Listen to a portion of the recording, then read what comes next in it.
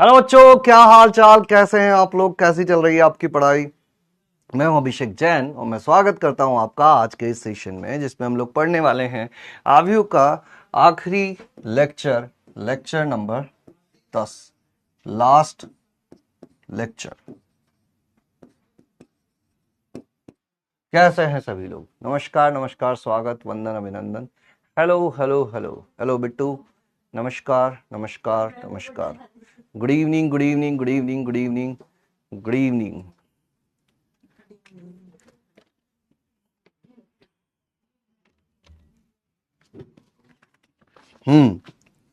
कैसे हैं सभी लोग?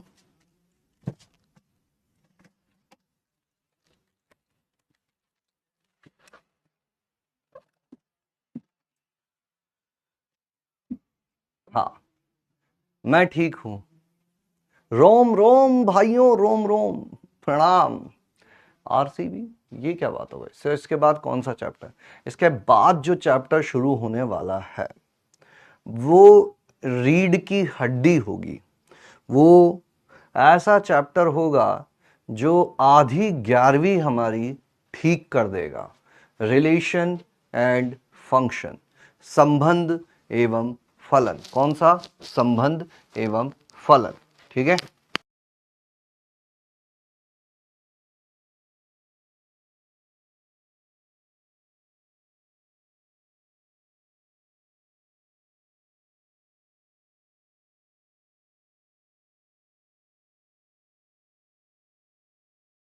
आज की कहानी की शुरुआत, रिलेशन एंड फंक्शन, संबंध एवं फलन।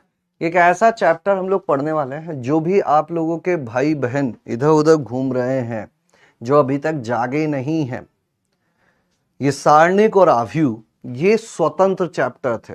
इनका बाकी गणित से उतना खास लेना देना था नहीं। रिलेशन एंड फंक्शन में हम लोगों का 11वीं का कौन कौन सा चैप्टर रिवाइज हो जाएगा, मैं बता देता हूं तुम लोगों को। ये तो आज का टॉपिक रहने वाला है, अभिलाक्षणिक समीकरण और कुछ विशेष आव्यूह। कुछ विशेष आव्यूह,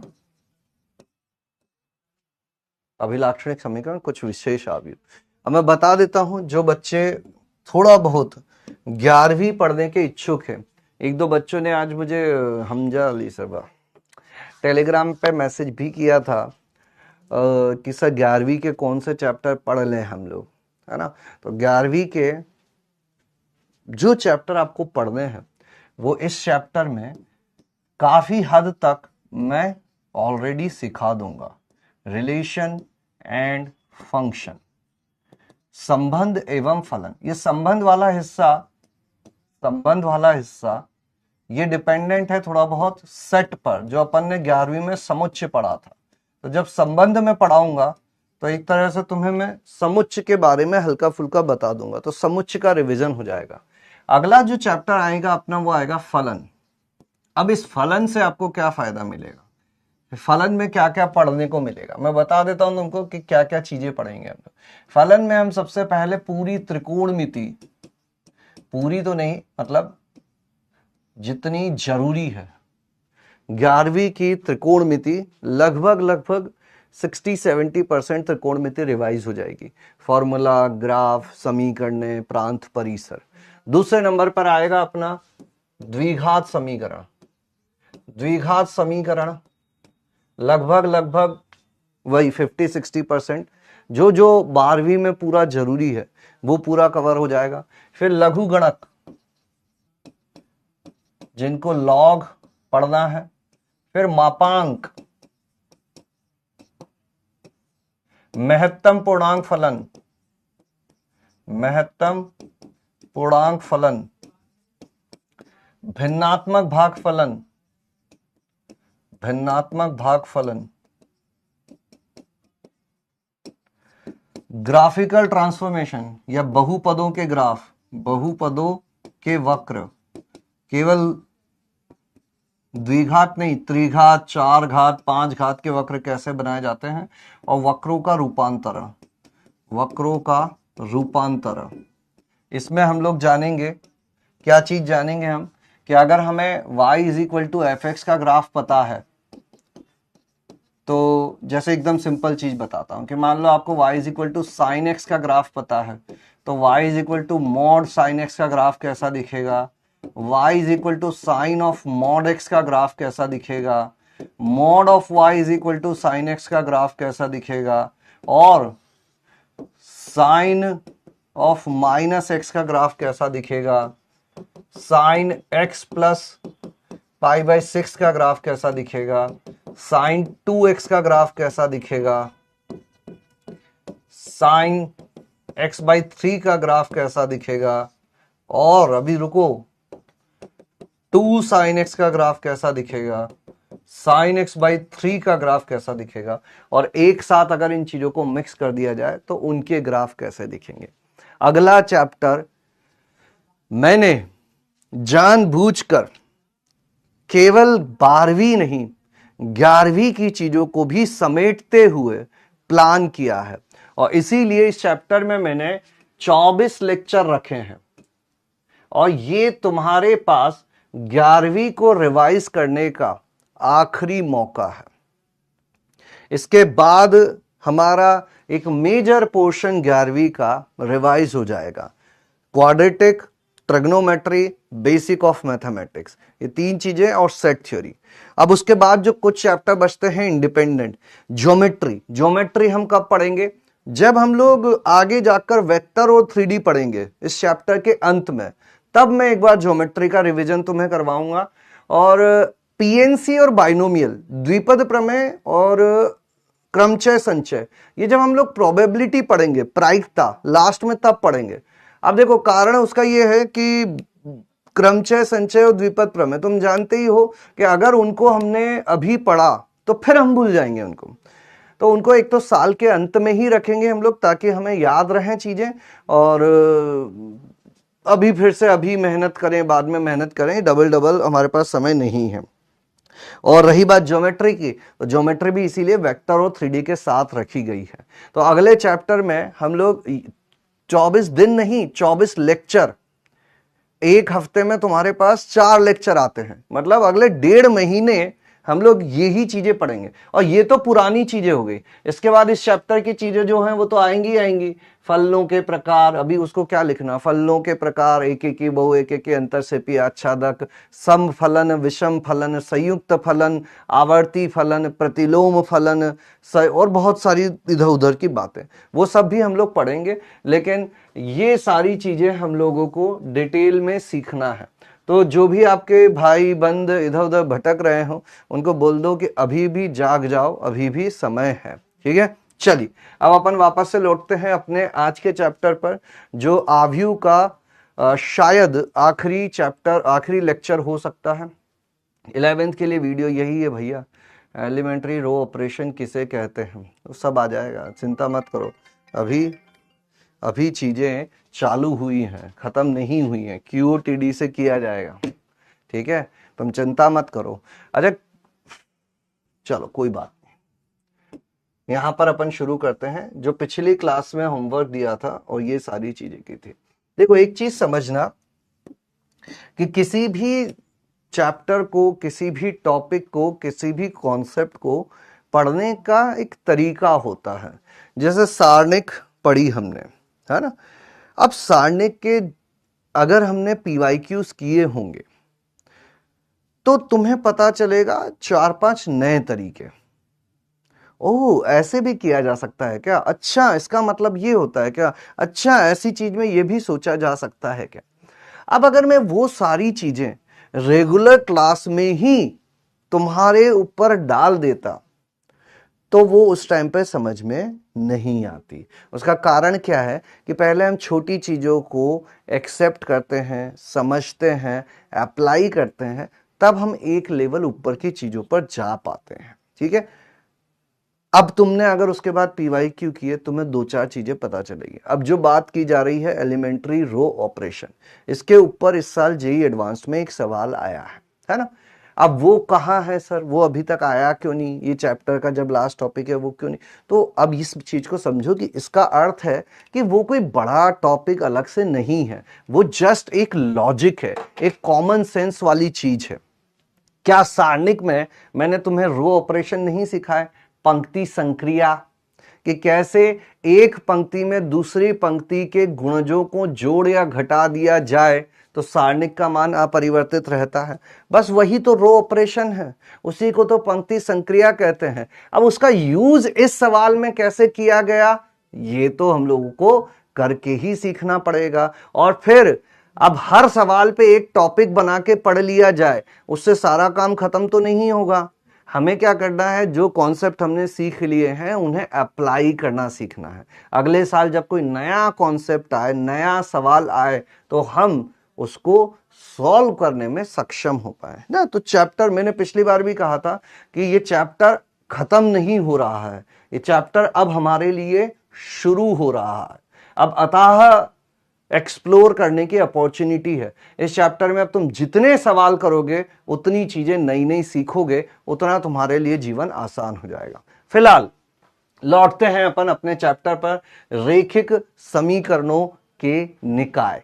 रेखिक समीकरणों के निकाय, ये टॉपिक हमने सारणिक में भी पढ़ा था और पिछली क्लास में आव्यूह में भी पढ़ा था। अब आव्यूह में हमने दो प्रकार की सिचुएशन देखी थी। फटाफट से मैं रिवाइज करवा देता हूं, क्योंकि कुछ लोगों को पिछली बार हल्की फुल्की सी दिक्कतें रह गई थी, तो एक बार रिवाइज कर लेते हैं। दो होमवर्क वाले सवाल जो दिए थे उनको कर लेते हैं, फिर आज की क्लास में चलेंगे और कुछ इंटरेस्टिंग टॉपिक आज की क्लास में हम लोग सीखने वाले हैं। इसमें मैंने क्या कहा था कि एक आव्यूह परिभाषित कर दो, A1 B1 C1, A2 B2 C2, A3 B3 C3। X में क्या आ जाएगा, X Y Z, और एक आव्यूह B, D1 D2 D3। तो इस पूरी समीकरण निकाय को हम लोग दो आव्यूहों का गुणा इज इक्वल टू तीसरा आव्यूह लिख सकते हैं, है ना। और यहां पर फिर कैसी कैसी बातें होती है, इसके हलों की प्रकृति किस पे निर्भर करती है, इसके हलों की प्रकृति निर्भर करती है ए के सारणिक के मान पर। अगर ए का सारणिक अशून्य हुआ, ए का सारणिक अशून्य हुआ, तो ए का प्रतिलोम विद्यमान होता है, और उस प्रतिलोम से अगर अपन गुणा कर दें, चूंकि प्रतिलोम विद्यमान है और पहले गुणा कर रहे हो, यहां भी पहले गुणा किया तो यहां भी पहले गुणा करोगे, ए इनवर्स गुणा ए, किसी भी आव्यूह को उसके प्रतिलोम से गुणा करते हैं, इकाई आव्यूह आ जाता है, is equal to A inverse B. तो यहां पर हो जाता है x is equal to A inverse B, और ये हो जाता है अद्वितीय हल। कैसा हल हो जाता है, अद्वितीय हल, क्योंकि x का एक ही मान आएगा, प्रतिलोम एक ही होता है। जब एक ही प्रतिलोम होगा और वो एक ही आव्यूह से गुणा होगा तो हल भी एक ही आता है। और अगर यह सारणिक शून्य हो जाए तो प्रतिलोम विद्यमान नहीं होगा, मतलब ए इनवर्स नहीं आएगा। ऐसी स्थिति में फिर से दो चीजें हम लोगों को याद रखनी पड़ती है कि एडजॉइंट ऑफ ए गुणा बी, अगर ये आव्यूह 0 आ गया तो क्या होगा, और एडजॉइंट ऑफ ए गुणा बी, ये आव्यूह 0 नहीं आया तो क्या होगा, एडजॉइंट ऑफ ए गुणा बी 0 आ गया तो ये हो जाते हैं अनंत हल, और एडजॉइंट ऑफ बी ये 0 नहीं आया तो अपन कह देते हैं कोई हल नहीं, है ना। अब ये कैसे आया, क्यों आया, कहां से आया, ये पिछली क्लास में डिस्कस हो चुका है। अब मैं तुम्हें केवल याद रखने की बात कह रहा हूं, अगर याद रखोगे जिंदगी आसान रहेगी, ठीक है। अब ये तो हो गया अपना रेखिक समीकरण निकाय। अब रेखिक समीकरण निकाय का एक विशेष रूप होता है समघात निकाय। इस समघात निकाय में क्या होता है कि इधर जो D1 D2 D3 हुआ करते थे, D1 D2 D3 क्या हो जाते हैं, 0 हो जाते हैं। ऐसी स्थिति में भी अपन इसको x प्लस बी बना सकते हैं, लेकिन यहां पर क्या होता है, बस दो ही चीजें होती है, या तो सारणिक 0 नहीं होगा या सारणिक 0 होगा। अगर सारणिक 0 नहीं है तो इसको बोल देते हैं अद्वितीय हल, जो कि कितने होंगे, a इनवर्स गुणा b। अब b की जगह तो क्या आएगा, 0 आएगा, तो यहां पर आ जाता है 0, यानी x भी 0, y भी 0 और z भी 0। इसे हम लोग तुच्छ हल भी कहते हैं। क्या भी कहते हैं, तुच्छ हल भी कहते हैं, पुरानी बात है। और इस स्थिति में हो जाता है अनंत हल, इस स्थिति में हो जाते हैं अनंत हल, जिसे हम लोग अतुच्छ हल या अशून्य हल भी कहते हैं, अतुच्छ हल या अशून्य हल भी कहते हैं, ठीक है। ये चलने वाली है पूरी कहानी। क्या ये बात क्लियर है, पढ़ के आए हो? अगला 1.5 महीना सर, बिल्कुल नेहा बेटा, तुम्हें क्या लग रहा है मजाक है क्या? कुछ तो बात होगी उस चैप्टर में। यूं ही कोई इतना बड़ा चैप्टर नहीं होता, वो बैकबोन है, रीढ़ की हड्डी है, रीढ़ की हड्डी, जो ना केवल तुम्हारी 11वीं को सुधारेगी, 12वीं को भी मजबूत बनाएगी। मैं अपनी तरफ से पूरा शांति तसल्ली से काम करने वाला हूं, और तुम उसको एक चैप्टर क्यों मान रहे हो? तुम उसको छोटे छोटे चैप्टर मानो। त्रिकोणमिति पूरा हो गया, द्विघात पूरा हो गया, लॉग पूरा हो गया, मापांक पूरा हो गया, ग्राफ पूरा हो गया, ग्राफों का ट्रांसफॉर्मेशन पूरा हो गया। कितनी सुंदर बात है। Piece, very good. सर मैं तो जेई को मजाक में ले रहा था, फिर जेई ने मुझे मजाक में ले लिया।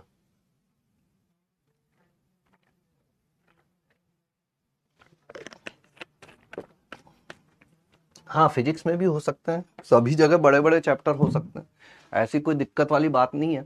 पर हाँ, ये अपना मैथ्स का सबसे बड़ा चैप्टर है।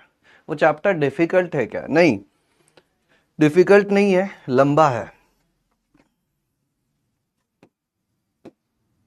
96। चलो अब आ जाते हैं अपन। मैंने 2 सवाल होमवर्क दिए थे तुमको, ये है ना,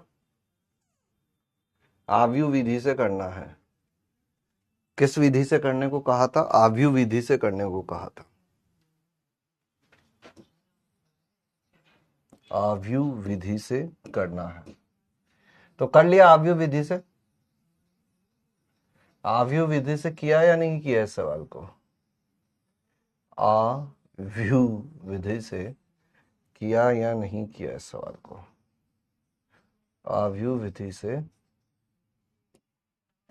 करना है। कितने लोगों ने कर लिए हैं दोनों सवाल? कितने लोगों ने दोनों सवाल किए हैं? यस सर, हो गया, डन डन डन। पता नहीं, फिर से भेज रहा हूं। ये दोनों सवाल कितने लोगों ने कर लिए हैं? 111। पहले का सॉल्यूशन आ रहा है 111, दोनों का अद्वितीय है।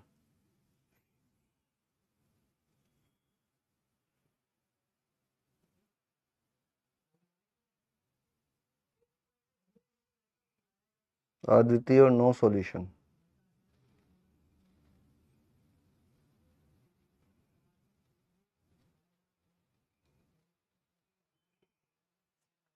Mm. 74% लोगों ने किए हैं। तो पहले वाले में अपन भले बना लेते हैं ए आव्यूह। ए आव्यूह क्या होगी? 1 2 -3 2 3 4 3 -1 5, और इसके संगत सारणिक का मान पता कर लो। 1 2 -3 2 3 4 3 -1 5। क्या आ रहा है इस सारणिक का मान? बताओ, पता किया होगा ना तुम लोगों ने? फटाफट बताओ भाई, 2 मिनट बस बताऊंगा मैं, इससे ज्यादा नहीं बताऊंगा। ये बताओ क्या आ रहा है, और फिर एडजॉइंट भी तो निकाला ही होगा तुमने। एडजॉइंट ऑफ ए कितना आ रहा है? पूरी तरह से तुम्हारे ऊपर निर्भर हूं मैं। 56 36 56 56 56 आ रहा है। एडजॉइंट ऑफ ए के अवयव, एडजॉइंट ऑफ ए के अवयव क्या आएंगे? तीनों पंजो 15 तीनों पंजो 15 और 4 19।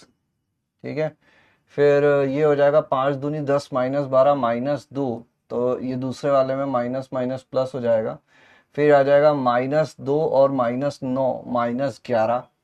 इसका ट्रांसपोज लेना होगा, है ना, इसका ट्रांसपोज लेना होगा। फिर इस पर आ जाएगा 5 दूनी 10 और 3 13, और आगे माइनस लगा देंगे। फिर आ जाएगा अपना 5 और 9 14, फिर प्लस ही रहेगा। फिर आ जाएगा अपना -1 -6 -1 +6, यानी कि प्लस का 5, नहीं -1 -6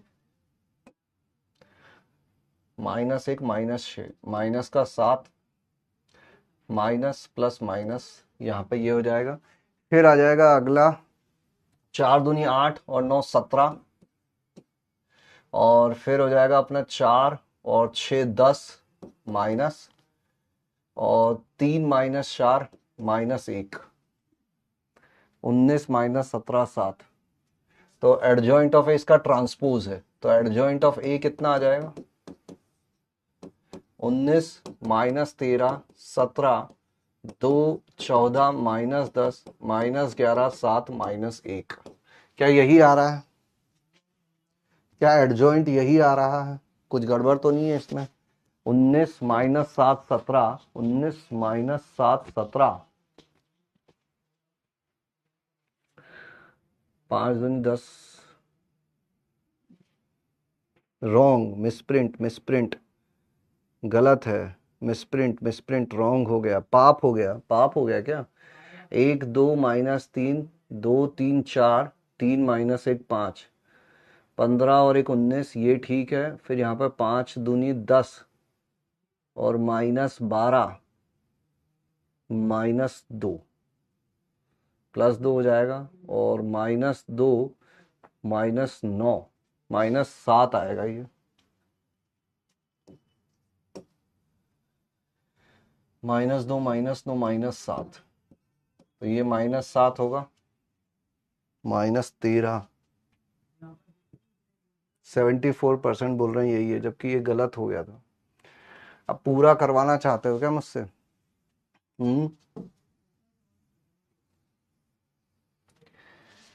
A11 A12 A13 A1 A21 A22 A23 A31 A32 A33, है ना? फटाफट से M11 M12 M13 M21 M22 M23 M31 M32 M33, C11 C12 C13 C21 C22 C23 C31 C32 C33। क्या हो जाएगा?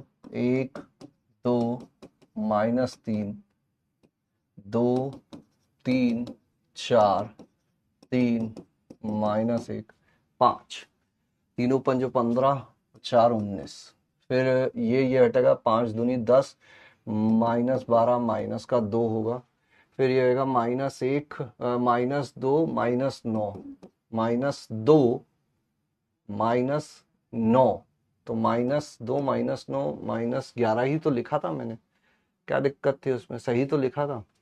फिर M21 5 दूनी 10 और माइनस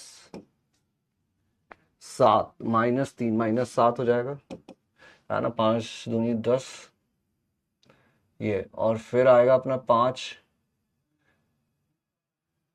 माइनस 12 यानी माइनस का 7, फिर लास्ट वाला हो जाएगा माइनस 1 माइनस 6 यानी कि माइनस का 7।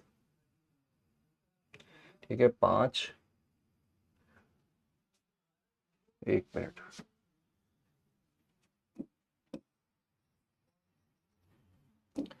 ये वाला हो जाएगा अपना 5 दूनी 10 और माइनस 7, फिर ये वाला हो जाएगा 5 और 3 तिया 9 14 हो जाएगा क्या ये?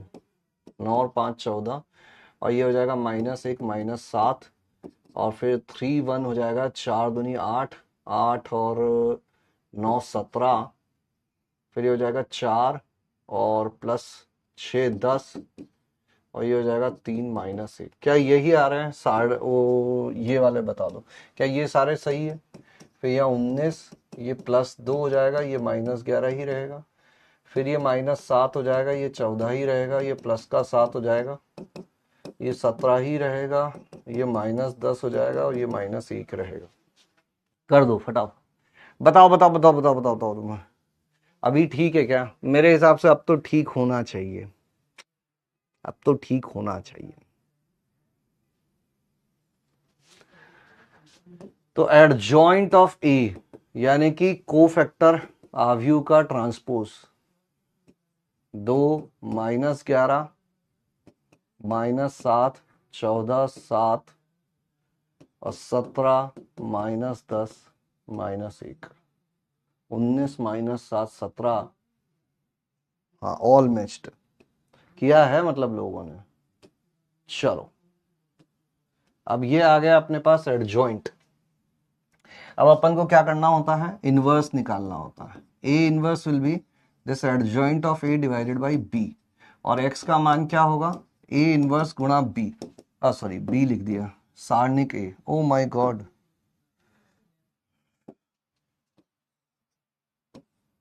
दो तीन, तीन माइनस एक पांच, ये क्या था 19, दो माइनस 11,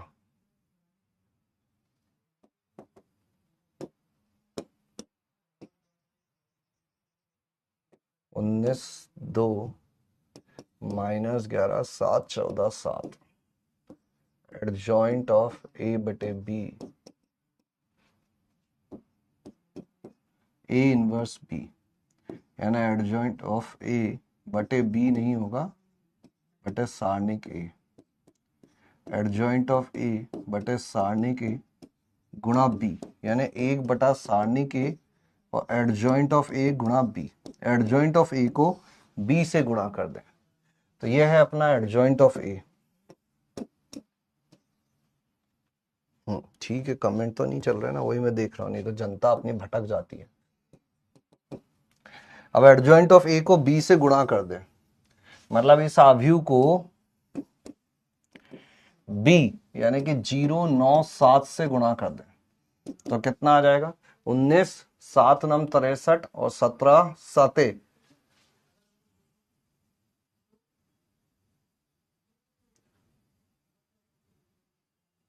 और ये आ रहा 56, और फिर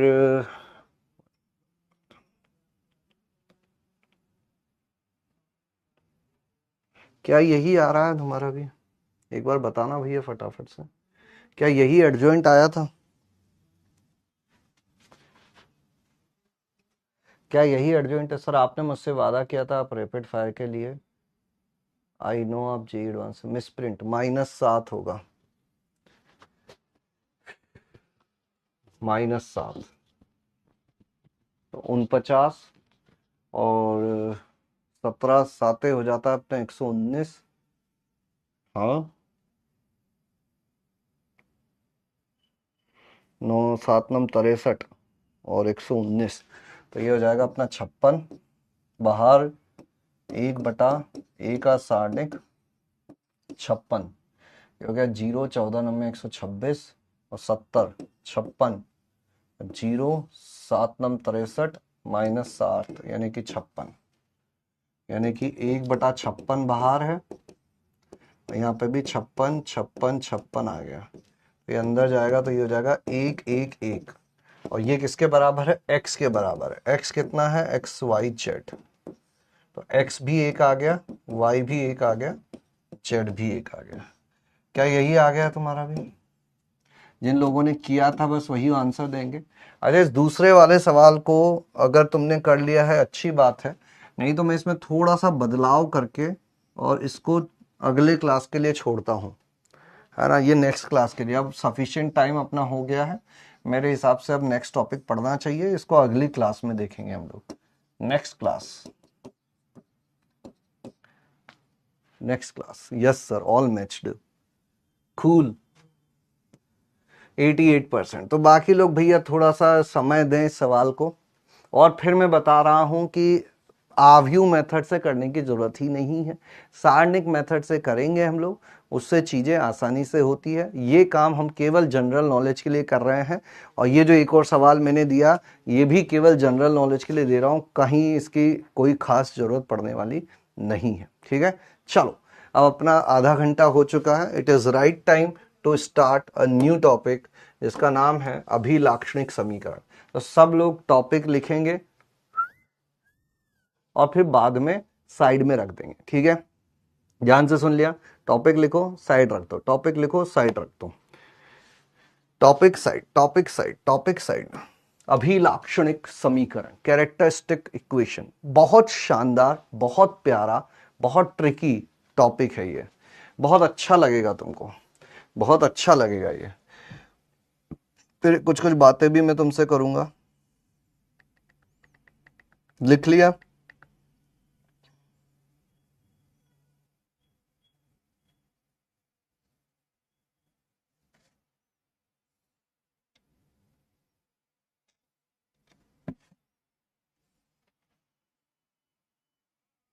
करें शुरू। बैठे बैठे क्या करें, करना है कुछ काम, शुरू करे अंताक्षरी, लेकर प्रभु का नाम।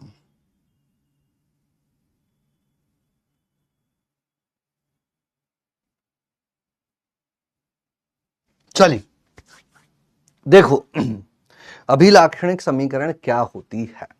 लिखना बंद कर दिया सभी लोगों ने। क्या हुआ, ऐसे ही एक दिन एक आदमी बैठा हुआ था। उस आदमी का नाम था कैले और उसका एक दोस्त था हैमिल्टन। कौन कौन था? कैले और हैमिल्टन। कैले और हैमिल्टन ऐसे ही बैठे हुए थे और बैठे बैठे मैट्रिक्स के साथ खेल रहे थे। तो खेलते खेलते उनको पता चला कि हर आव्यू, हर वर्ग आव्यू किसी एक समीकरण को संतुष्ट करती है। वो समीकरण कौन सी होती है? वो अभिलाक्षणिक समीकरण होती है। लेकिन वो आती कैसे है, ये उन दोनों को समझ में नहीं आ रहा था कि हर आव्यू जो है वो एक समीकरण को संतुष्ट करती है। अब वो आती कैसे है, उसको उन्होंने ढूंढने की कोशिश की, अलग अलग चीजें यूज की। इकाई आव्यू का यूज किया, प्रतिलोम का यूज किया, कुछ नियतांक लाए, दुनिया भर की इधर उधर की बातें की उन्होंने, और फाइनली वो एक रिजल्ट पर पहुंचे। वो रिजल्ट क्या है वो अपन डिस्कस करने वाले हैं, है ना। स्टेप बाय स्टेप में डिस्कस करूंगा। पहले एक उदाहरण से समझाता हूं तुम लोगों को, ठीक है। क्या था, जैसे वर्ग आव्यू चाहिए था अपन को, तो एक छोटू सा वर्ग आव्यू लेता हूं मैं। कैसा वर्ग आव्यू लेता हूं? एक छोटू सा वर्ग आव्यू लेता हूं। 3, 2, 7, 5 वर्ग आव्यू था। ध्यान से सुनते रहना, अगर ध्यान से नहीं सुना बेटा, सवारी सामान की खुद जिम्मेदार है। सवारी सामान की खुद जिम्मेदार है, क्योंकि बहुत सारे इंटरेस्टिंग रिजल्ट आने वाले हैं और इन पर सवाल भी पूछे गए हैं। बड़ा शानदार टॉपिक है ना। लॉजिक्स लगेंगे इसमें। अब इन्होंने क्या किया कि अच्छा एक काम करो, इकाई आव्यू लेकर आओ। हमने बोला ये लो इकाई आव्यू 1001। फिर बोला इस इकाई आव्यू को लैम्डा से गुणा करो। आप किसी भी आव्यू को लैम्डा से गुणा करते हैं तो प्रत्येक अवयव में जाके गुणा हो जाता है। फिर इन्होंने बोला कि ए में से इसको घटाओ, ए में से इस आव्यू को घटाओ। मैंने ये लो ये भी घटा दिया। कैसे घटेगा? 3 में से लैम्डा, 2 में से 0 गया तो 2, 7 में से 0 गया तो 7, और 5 में से लैम्डा गया तो 5 माइनस लैम्डा। ठीक है। अब क्या बोला इन्होंने कि अच्छा ये हो गया। अब एक काम करो, इसका सारणिक ले लो। किसका? a माइनस लैम्डा आई, और इसके सारणिक को 0 के बराबर कर दो। इसका सारणिक क्या बनेगा?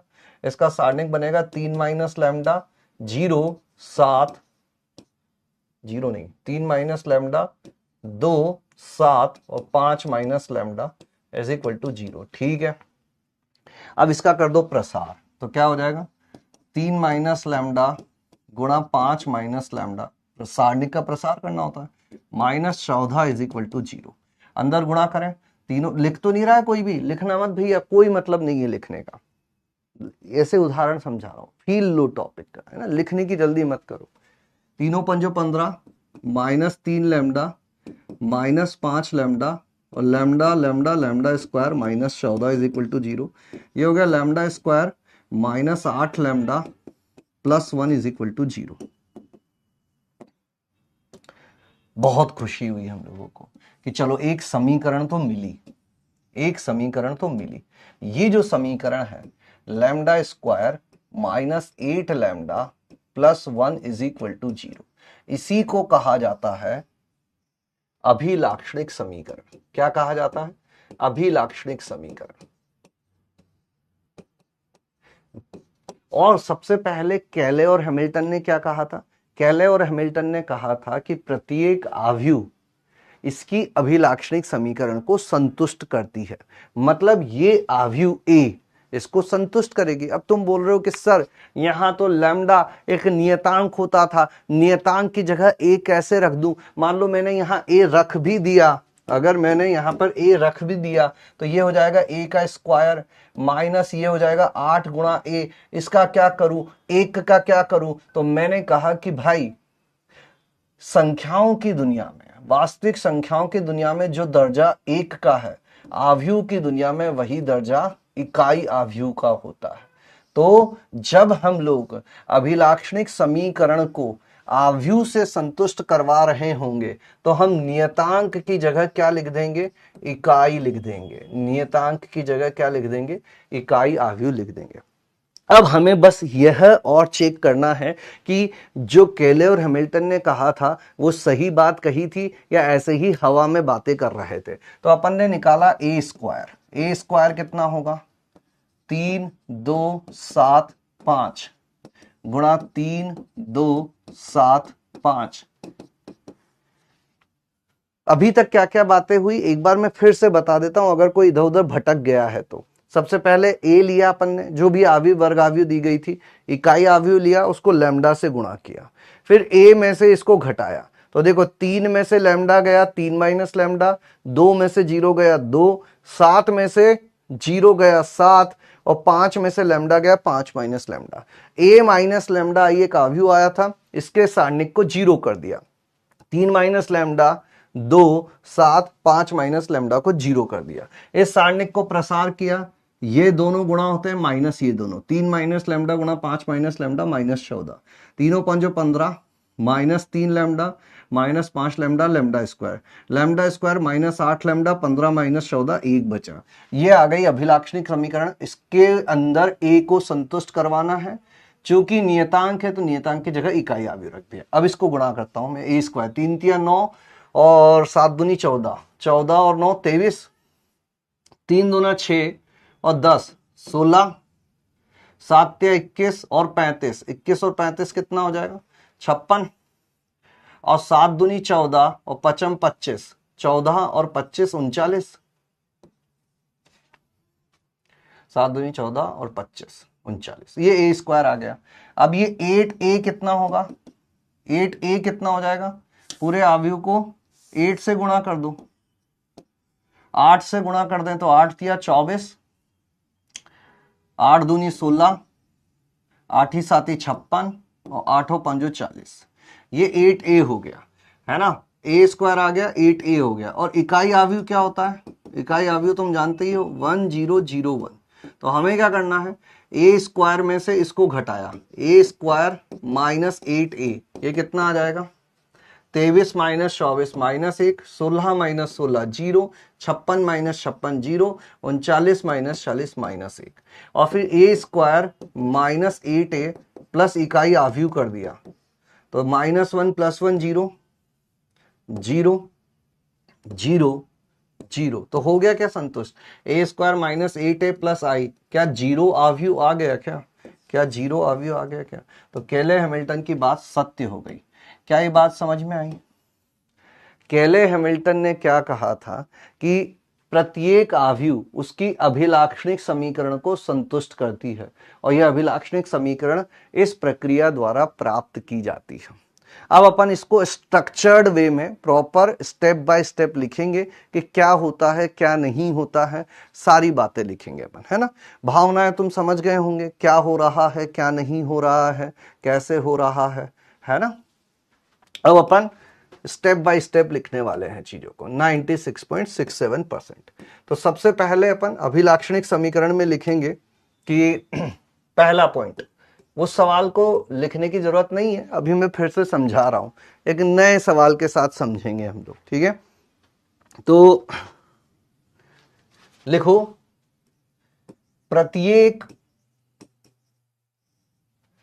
वर्ग आव्यूह ए की अभिलाक्षणिक समीकरण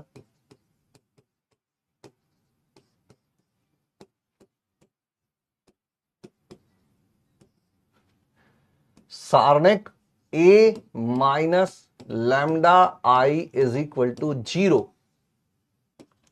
द्वारा दी जाती है। ठीक है, जहां लैम्डा एक नियतांक है, जहां लैम्डा एक नियतांक है एवं आई तो क्या है, इकाई आव्यूह है, समान क्रम का इकाई आव्यूह है। ठीक है, पहली चीज समझ में आ गई। अभी अपन उदाहरण देखेंगे, उससे और बातें पता चल जाएंगी। दूसरा नंबर, ये जो अभिलाक्षणिक समीकरण अपन को मिलती है, ये अभिलाक्षणिक समीकरण जो अपन को मिलती है, जैसे ये 2x2 का था तो इसकी अभिलाक्षणिक समीकरण एक द्विघात आई थी। अगर ये 3x3 का होगा ना तो इसके अभिलाक्षणिक समीकरण एक 3 घात का बहुपद होगा।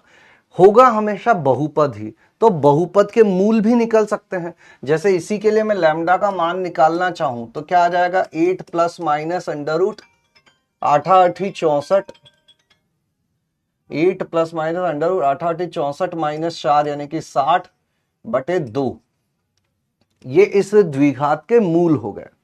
त्रिघात होंगे तो उसके मूल निकलेंगे नहीं निकलेंगे वो बात की बात है, लेकिन मूल तो होते हैं। जो भी बहुपद होती है उसके मूल होते हैं, और ये जो मूल होते हैं, अभिलाक्षणिक समीकरण के जो मूल होते हैं, जो लैम्डा के मान होते हैं, इन्हें हम कहते हैं आइजन वैल्यूज या आइजन मान। तो ये बस एक याद रखने की बात है कि अभिलाक्षणिक समीकरण के मूल, अभिलाक्षणिक समीकरण के मूल, अभिलाक्षणिक समीकरण के मूल अर्थात लैम्डा के मान, आइजन वैल्यूज, EIGEN वैल्यूज या आइजन मान, आइजन मान कहलाते हैं। अब जरूरी नहीं है कि हम हमेशा मूल निकाल ही पाएं, यह भी जरूरी नहीं है कि हमेशा मूल विद्यमान हो सकता है कि उस बहुपद के मूल काल्पनिक हो। तो जैसा भी होगा वैसा हम लिख देंगे कि इसकी आइजन वैल्यूज वास्तविक एवं भिन्न भिन्न है, आइजन वैल्यूज वास्तविक एवं समान है, आइजन वैल्यू काल्पनिक है। बस आइजन वैल्यूज का अर्थ क्या होता है ये बात तुम्हें समझानी थी। ठीक है, अब तीसरे नंबर पर आती है कैले हैमिल्टन थ्योरम। कैले हैमिल्टन थ्योरम, कैले हैमिल्टन प्रमेय, कैले हैमिल्टन प्रमेय, कैले हैमिल्टन प्रमेय। ये क्या कहती है, कैले हैमिल्टन थ्योरम कहती है कि प्रत्येक वर्ग आव्यूह, प्रत्येक वर्ग आव्यूह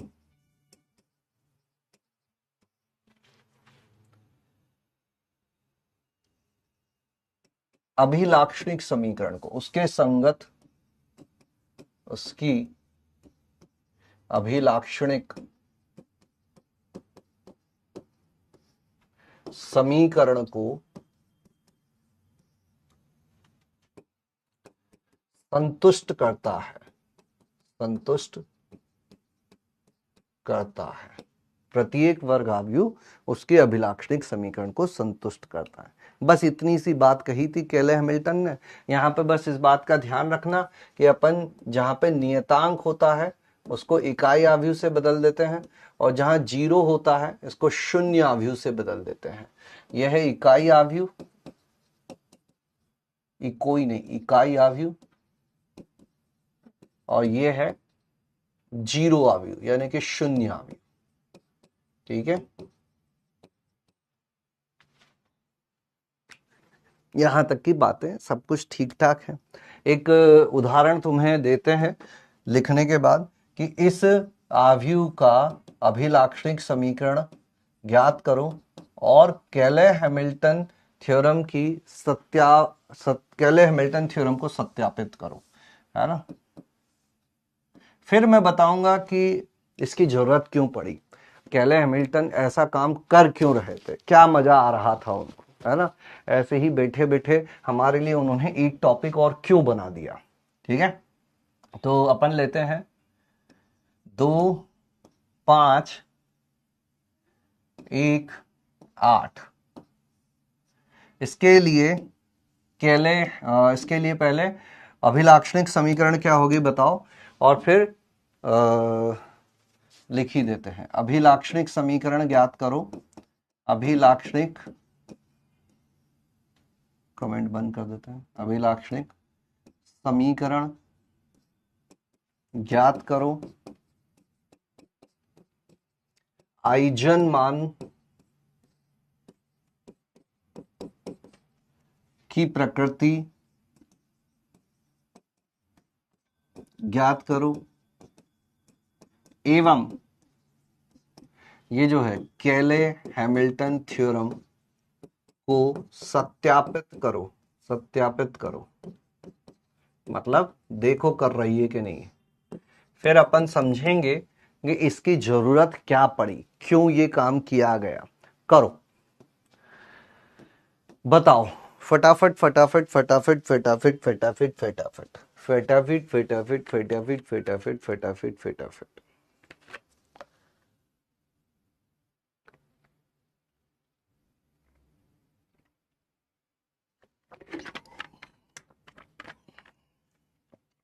आइजन, काइजन, आइजन।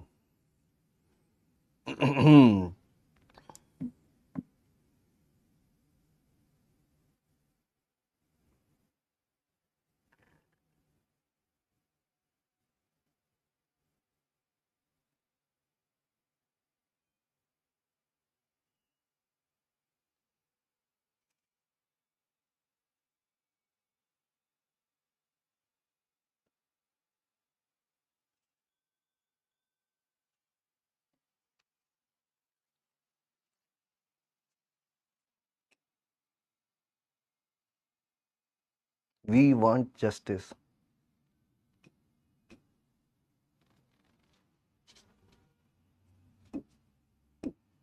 आंसर कोई नहीं दे रहा है तो मैं ही दे देता हूं। अगर आंसर नहीं दे, क्या आया वैसे बताओ एक बार फटाफट से कमेंट में बताओ, क्या आ रही है आइजन वैल्यूज, या क्या आ रही है सर अभी ब्रूम।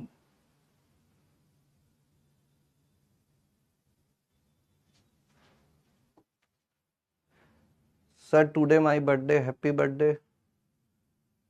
ए स्क्वायर -7a+2i।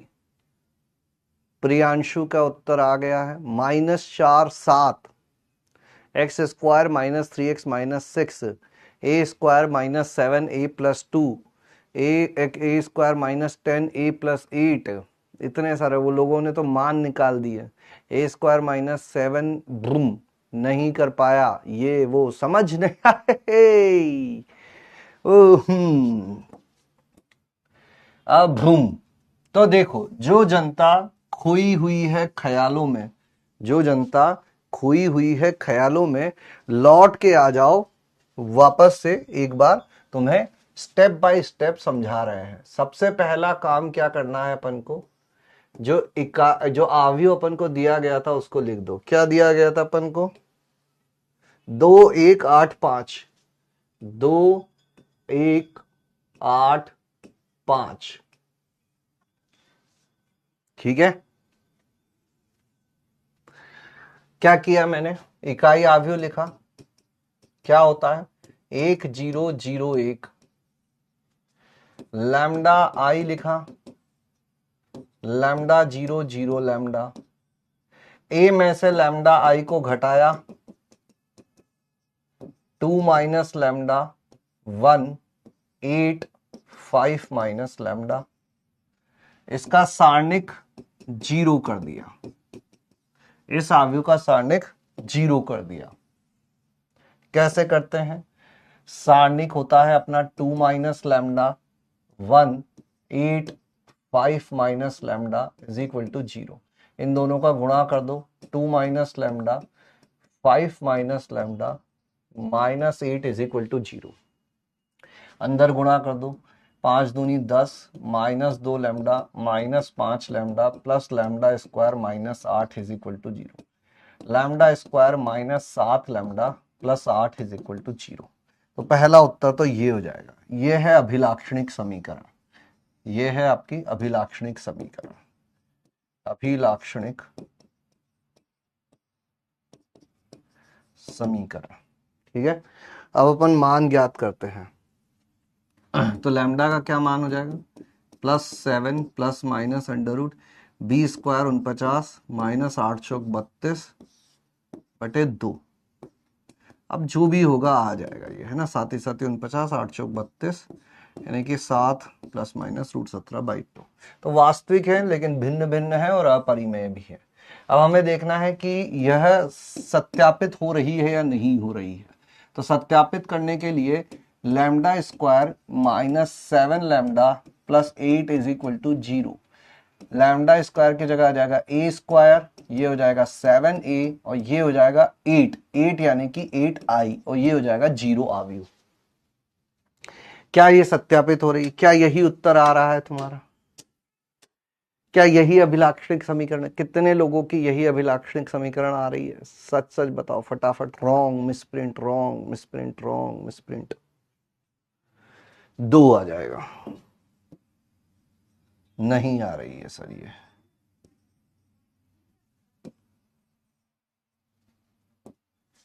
दो 7 ही 7 49 माइनस 8 41। इसमें भी हाँ भर दी होगी बहुत लोगों ने। 60% का ये यार। कुछ लोग तो बिना सोचे समझे बस। अब ये वाला सही है, हाँ ये सही है, this is good. a square क्या हो जाएगा, 2 1 8 5 2 1 8 5 2 दूनी 4 और 8 12 2 एकम 2 और 5 7 8 दूनी 16 8 5 40 56 8 एकम 8 और 25 33 7a 7 दूनी 14 7 एकम 7 7 ही 8 56 7 5 35। a स्क्वायर -7a -2 0 0 -2 और 2i कितना हो जाएगा, देखो आई आई आई।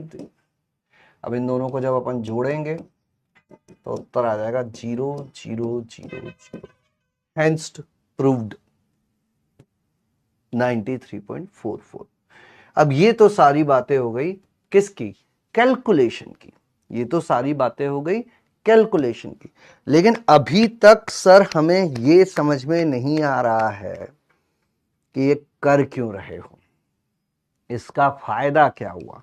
कुछ तो मजा आया होगा ना ये काम करके, कुछ तो मजा आया होगा, कुछ तो ऐसी चीज हुई होगी जिसके लिए ये सारा काम किया गया है ना। तो वहां पे मैं आऊंगा, उससे पहले तुम्हें एक और ऑब्जर्वेशन करवाने की कोशिश करते हैं। ध्यान से सुनना, पढ़ने वाली जनता ध्यान से सुनना, है ना। ये है अपनी अभिलाक्षणिक समीकरण और ये है अपनी आव्यूह। ये है आव्यूह और ये है अभिलाक्षणिक समीकरण। मुझे एक चीज बताओ कि इस अभिलाक्षणिक समीकरण में, पढ़ने वाली जनता फोकस, इस अभिलाक्षणिक समीकरण में जो ये दो संख्याएं लिखी हुई है, एक है 7 और एक है 2, या आसान भाषा में मैं कहूं तो इस अभिलाक्षणिक समीकरण के मूलों का योग कितना है, माइनस माइनस b बटे a यानी कि 7 और मूलों का गुणा 2। अभिलाक्षणिक समीकरण के मूलों का योग और अभिलाक्षणिक समीकरण के मूलों का गुणा, क्या इस आव्यूह में तुम्हें कहीं देखने को मिल रहा है क्या?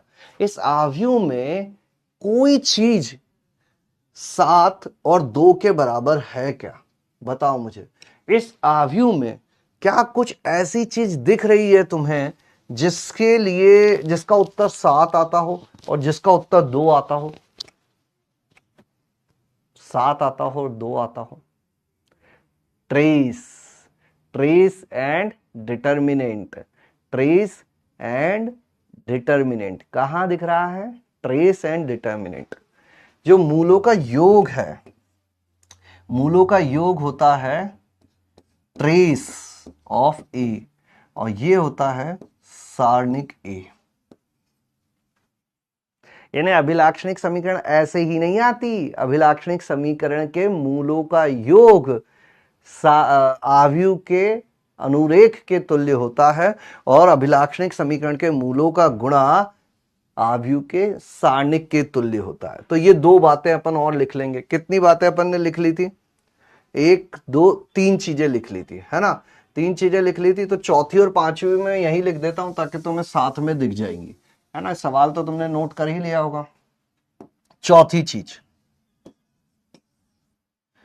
वर्ग आव्यूह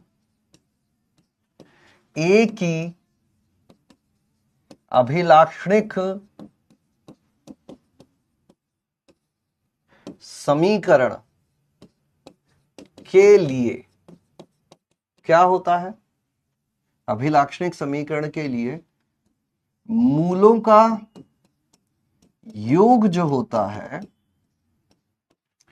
वो ट्रेस ऑफ ए यानी ए के अनुरेख के तुल्य होता है और मूलों का गुणा जो होता है वो डिटर्मिनेंट ऑफ ए सारणिक ए के तुल्य होता है। ट्रेस ए सारणिक ए, ट्रेस ए सारणिक ए।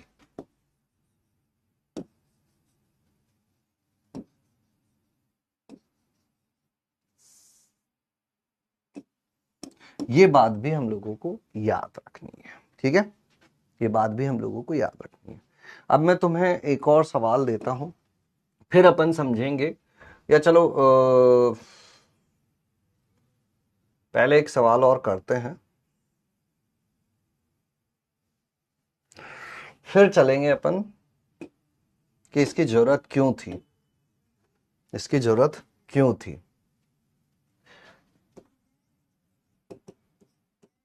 आव्यूह ए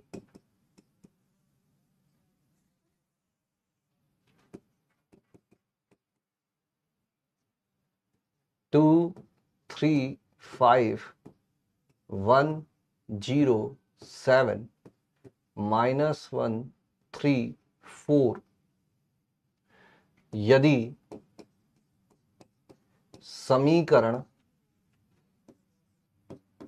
ए cube plus alpha A square plus beta A plus gamma गुणा इकाई आव्यूह इज इक्वल टू 0 को संतुष्ट करती है तो अल्फा बीटा व गामा ज्ञात करो। और एक बात मैं बता देता हूं, ये ए का क्यूब नहीं करना है, ए को 3 बार गुणा करके नहीं करना है। थोड़ा अभिलाक्षणिक समीकरण के आसपास सोचो कि अगर ये ए है तो इसके अभिलाक्षणिक समीकरण में कैसे लिखूंगा। इकाई आव्यूह लिखो, लैम्डा से गुणा करो, ए में से घटाओ, सारणिक को हल करो और इससे तुलना करो और फिर पता करने की कोशिश करो। थोड़ा सा जोर आएगा लेकिन एक बार करो, थोड़ा सा जोर आएगा लेकिन एक बार करो, अच्छा लगेगा। फटाफट। तब तक मैं यहां पे कुछ बातें करता हूं। सर मूलों का गुणा तो A11 के तुल्य है, ट्रेस और डिटर्मिनेंट के तुल्य कैसे होगा? मूल कहां से आए? मूलों का गुणा है 2, वो A11 के तुल्य नहीं है, वो तुम बाई चांस यहां पर ऐसा भी आ गया है तुम पिछले वाले में जाके देखोगे या इन जनरल देखोगे तो वो मूलों के गुणा के तुल्य, मूलों का गुणा जो है वो सारणिक के मान के तुल्य होता है। ठीक है। ट्रेस ऑफ ए क्या है? ट्रेस मतलब अनुरेख, ट्रेस मतलब अनुरेख। अनुरेख क्या होता है? विकर्ण अवयवों का योग। ये विकर्ण अवयवों का योग कितना आ रहा है? 5 + 2 7। ट्रेस होता है विकर्ण अवयवों का योग, ट्रेस होता है विकर्ण अवयवों का योग। ठीक है।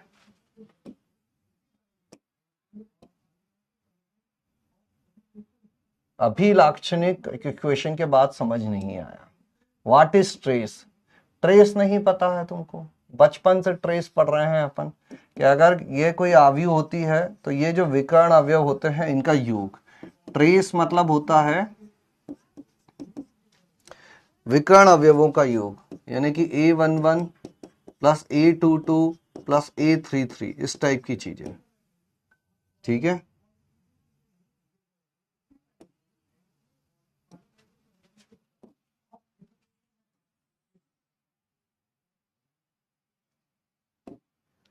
अल्फा, बीटा और गामा। क्या अल्फा का मान तुम बिना सॉल्व किए भी बता सकते हो क्या? बिना अभिलाक्षणिक समीकरण ज्ञात किए क्या सीधा हम अल्फा का मान बता सकते हैं क्या? बताओ। क्या बिना अभिलाक्षणिक समीकरण ज्ञात किए हम सीधा अल्फा का मान बता सकते हैं क्या? कोई तो बता दो, कोई तो बोल दो। अल्फा -6 होगा, ये हुई ना बात। मूलों का योग, मूलों का योग कितना होगा? -अल्फा, वो अनुरेख के बराबर होगा अल्फा। और गामा भी हम लोग बिना अभिलाक्षणिक समीकरण हल किए बता सकते हैं। वो कैसे आ जाएगा? ट्रेस, माइनस नहीं होगा। इस चीज को समझो, यहां मूलों का योग क्या होगा?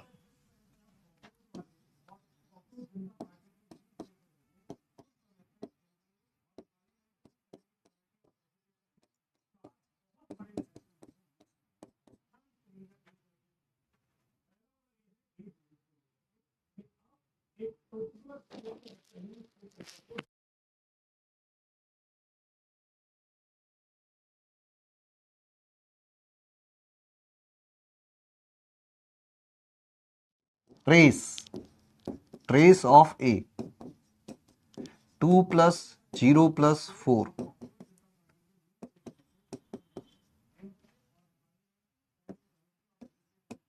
-6।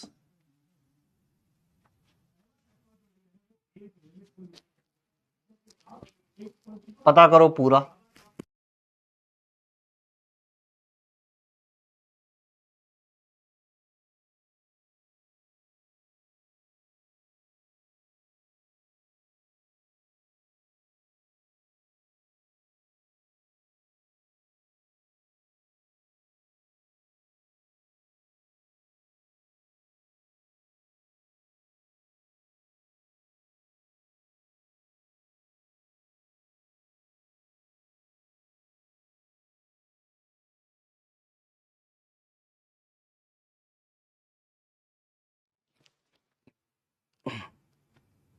ABCD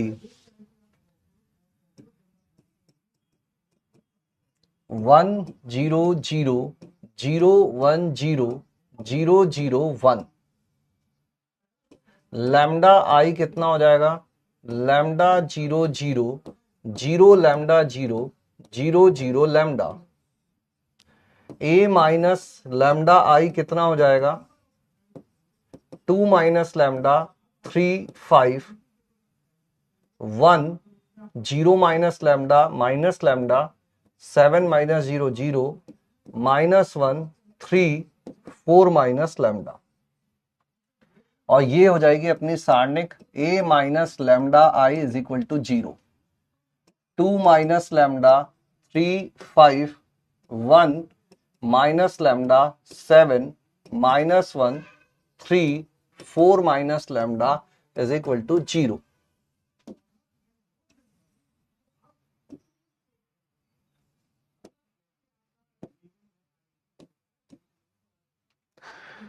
क्या सॉल्व कर लिया है हमने? बताओ क्या आ रही है क्यूबिक? बताओ क्यूबिक क्या आ रही है?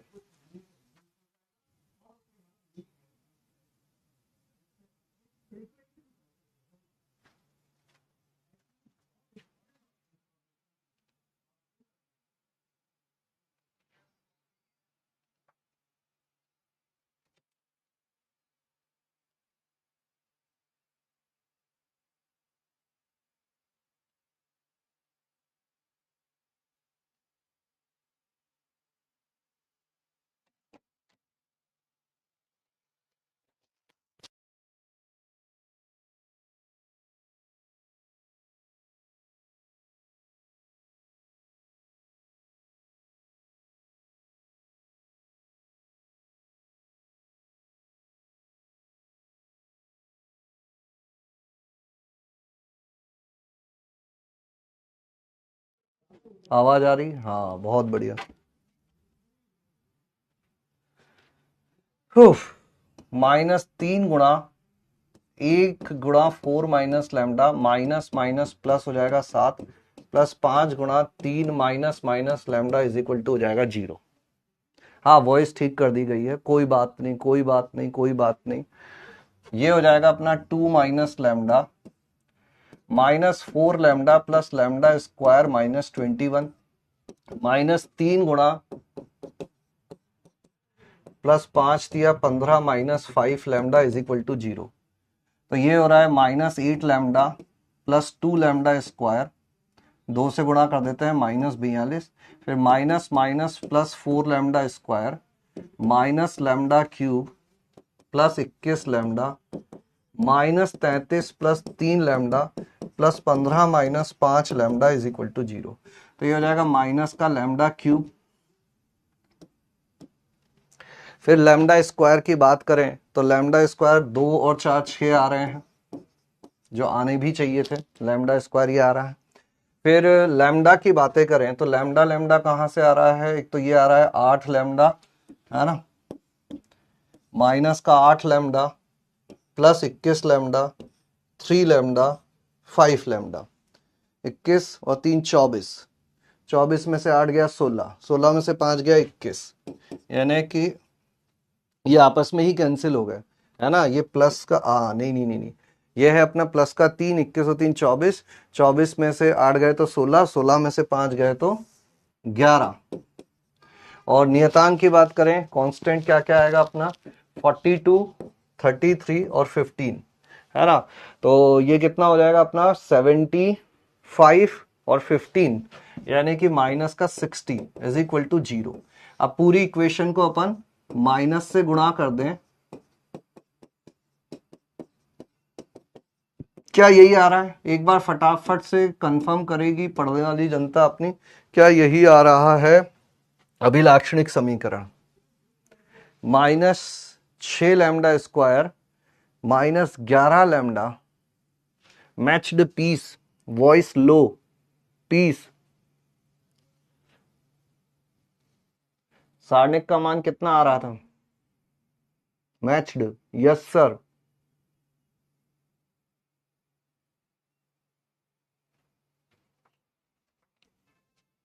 मैच्ड,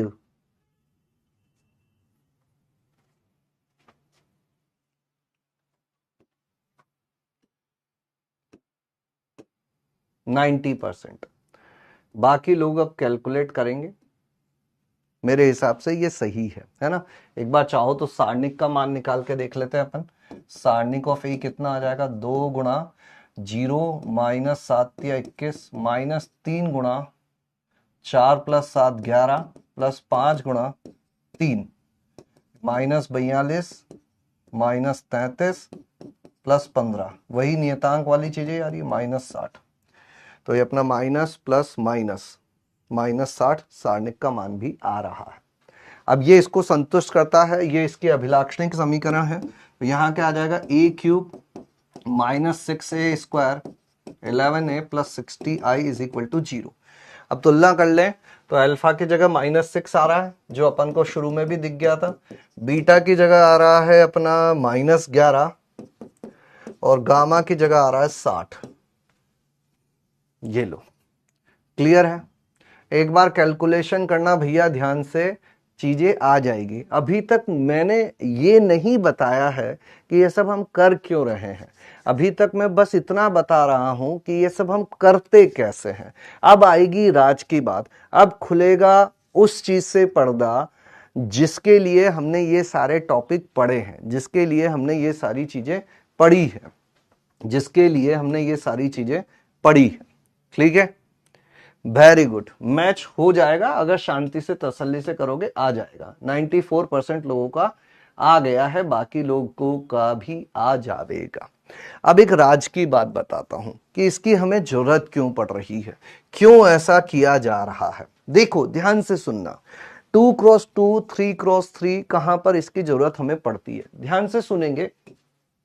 मान लीजिए कोई एक आव्यूह है 2x2 का, है ना, मान लीजिए ऐसा ले लेते हैं अपन 3 4। ठीक है, अब इसकी जो भी अभिलाक्षणिक समीकरण आएगी वो अभिलाक्षणिक समीकरण कैसी दिखेगी? ए स्क्वायर होगा प्लस यहां पर कुछ एक नियतांक होगा प्लस यहां पे कुछ एक नियतांक होगा, है ना? ऐसी ही कुछ अभिलाक्षणिक समीकरण आएगी। अब इसकी जरूरत क्या पड़ी? क्यों हमने ऐसा काम किया? हमने ऐसा काम इसलिए किया ताकि हम लोग प्रतिलोम निकाल सकें। लोगों को प्रतिलोम निकालने में बहुत जोर आ रहा था। उन्होंने कहा कि हमें उपसारणिक निकालना पड़ता है, फिर सहखंड निकालने पड़ते हैं, फिर सहखंड निकाल के एडजॉइंट निकालना पड़ता है, सारणिक का मान निकालना पड़ता है, उससे भाग देना पड़ता है। इतनी सारी चीजें हम नहीं करना चाहते, हमारे लिए कोई आसान मेथड लेकर आओ। तो हमने कहा कि चलो एक काम करो, तुम अभिलाक्षणिक समीकरण निकाल लो और बस इतना देख लो कि इसका इन्वर्स विद्यमान है कि नहीं है।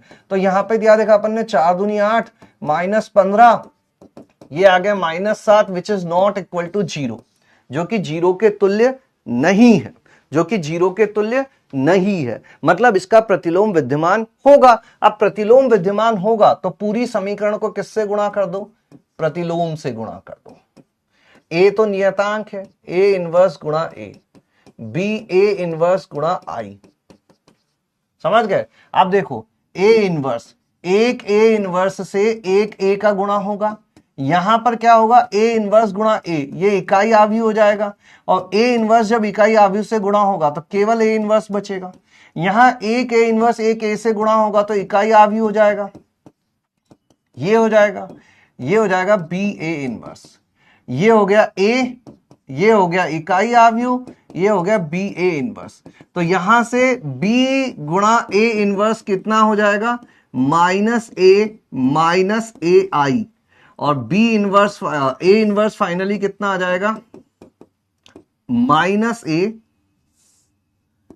1/b गुणा माइनस ए आई।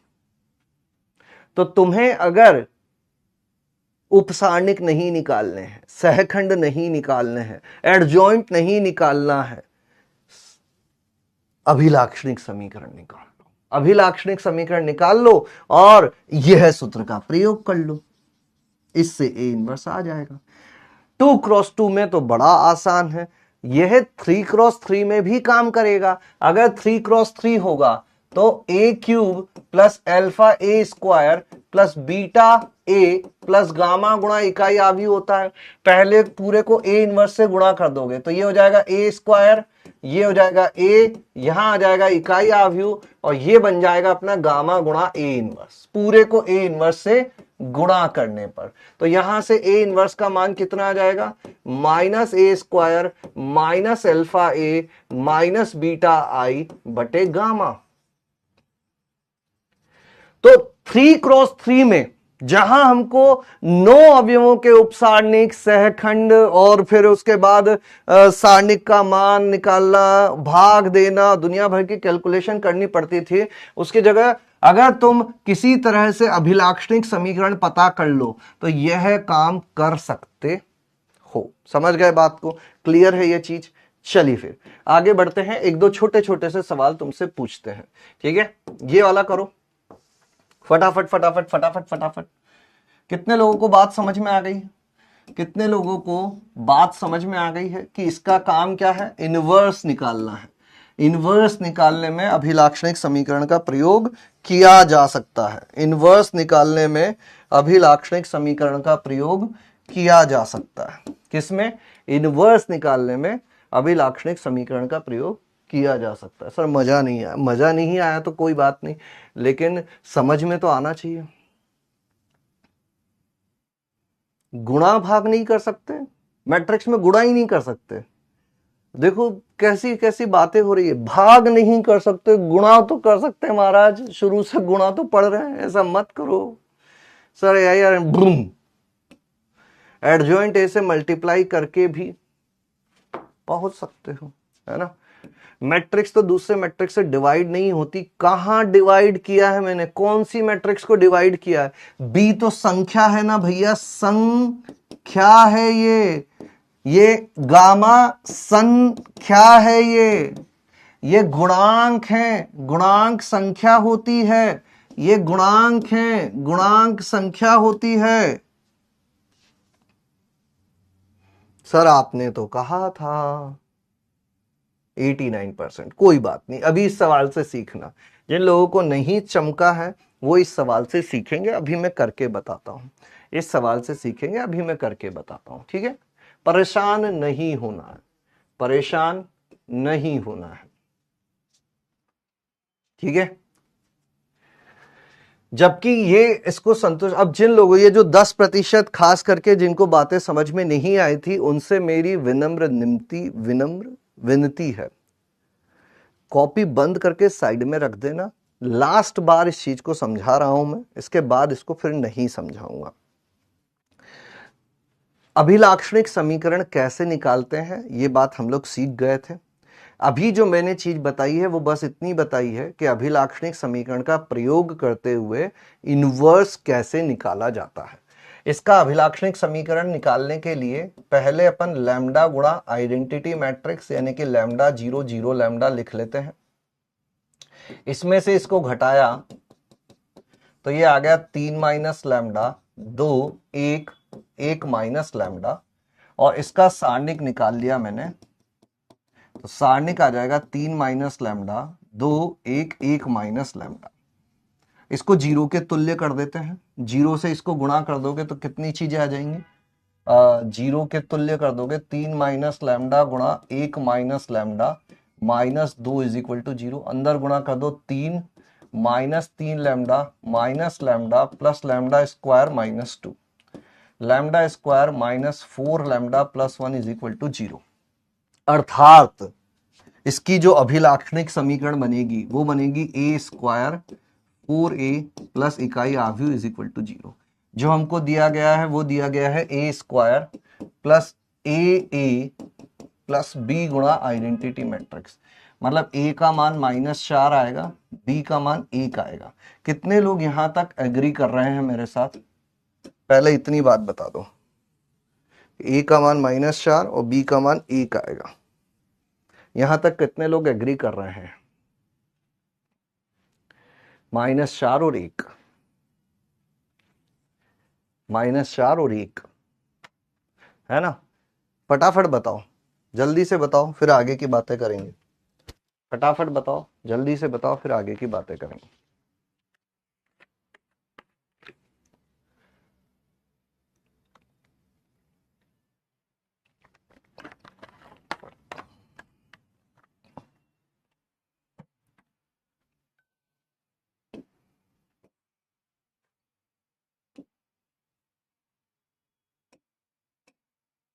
(95.76). अब जो मैंने चीज बोली थी उसको ध्यान से सुनना, फिर से मैं समझा रहा हूं। यहां पे क्या चीज है अपने पास, ए स्क्वायर -4a प्लस आई।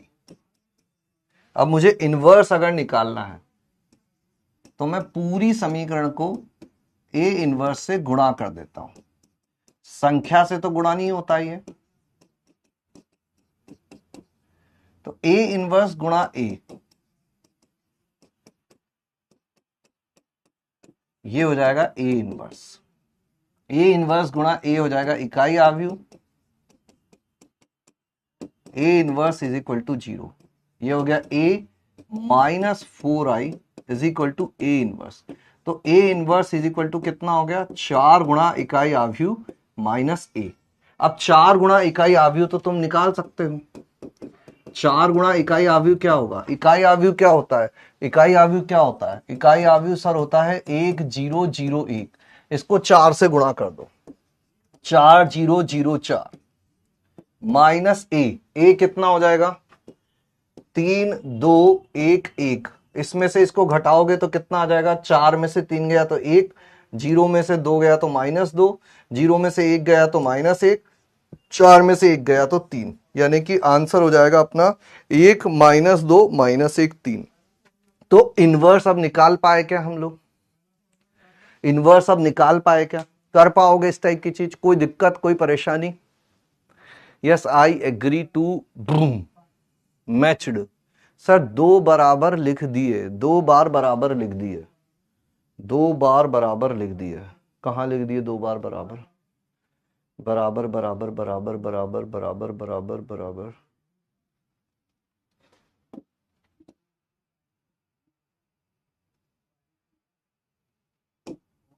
यहां प्लस आएगा तो तुम ठीक कर लेते ना भाई। Very good. यही चीज वहां पे मैंने सिखाई थी कि अगर आपको अभिलाक्षणिक समीकरण पता चल जाए तो आप इस तरह से भी इनवर्स निकाल सकते हैं। ठीक है, अब देखो यहां पर मैं इसी प्रकार का, ये अपना जेई मेंस का सवाल था, ये मैं तुम्हें होमवर्क में देता हूं, तुम कर पाओगे, ऐसी कोई दिक्कत नहीं है, बड़ी आसानी से हो जाएगा, है ना। और ये वाला भी करने की कोशिश करना, ये भी इसी प्रकार का सवाल है, कर लोगे तुम। 2 सवाल ये देता हूं, ये वाला यहां पे करते हैं अपन, इसको करो, इस वाले सवाल को करो, प्रदर्शित करना है तुमको, 3x3 वाला है।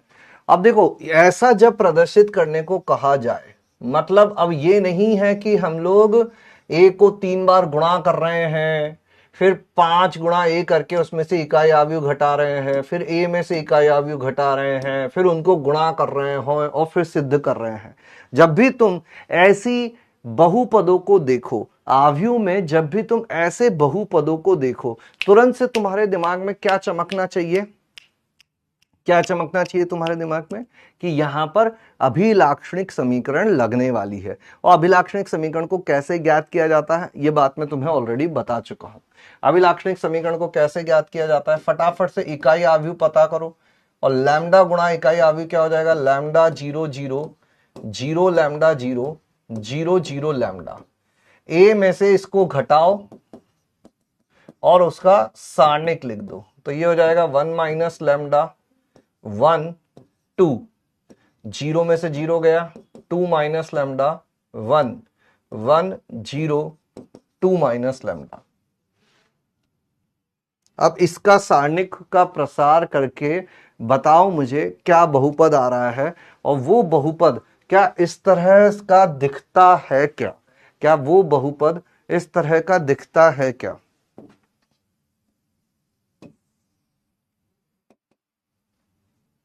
क्या करें, इसका प्रसार करते हैं।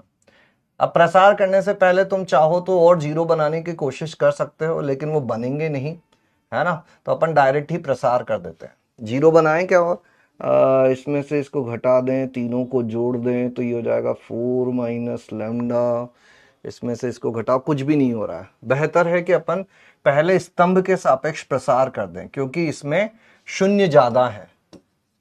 पहले स्तंभ,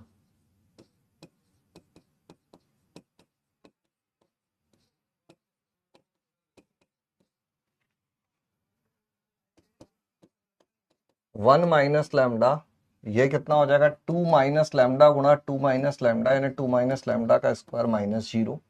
पहले स्तंभ के सापेक्ष कर रहा हूं मैं, तो फिर दूसरे में 0 आ जाएगा, यहां कुछ लिखने की जरूरत नहीं है। 1 गुणा 1 माइनस 2 गुणा 2 माइनस लैम्डा, तो ये हो गया 1 माइनस लैम्डा गुणा 2 माइनस लैम्डा का स्क्वायर, ये तो 0 हो ही गया, और प्लस यहां से कितना आ जाएगा 1 minus 4 plus 2 lambda, 1 minus lambda, इसको पूरा प्रसार कर दें तो a square plus B square minus this plus 2 lambda minus 3, और अंदर करो गुणा। हो गया क्या, कितने लोगों का सिद्ध हो गया है, क्या यही आ रहा है, कितने लोगों का सिद्ध, बवाल चीज है सर, मजेदार चीज है, वही तो बोले। अंदर गुणा कर दो, 4 plus lambda square minus 4 lambda minus 4 lambda minus lambda cube plus 16 lambda square plus 2 lambda minus 3, lambda cube आ गया माइनस का, ये सब 0 के बराबर है, ये सब 0 के बराबर है। फिर लैम्डा स्क्वायर 17 लैम्डा स्क्वायर, और पहले क्यूबिक लिखो, हो गया सर, वेरी गुड, 87%। फिर लैम्डा लैम्डा ढूंढने निकले तो माइनस माइनस, तो ये हो गया माइनस 8 माइनस 6 लैम्डा और 4 ये हो जाएगा 1, और पूरे को 0 से गुणा कर दो, पूरे को 0 से गुणा कर दें तो ये हो जाएगा lambda cube minus 17 lambda square plus 6 lambda minus 1।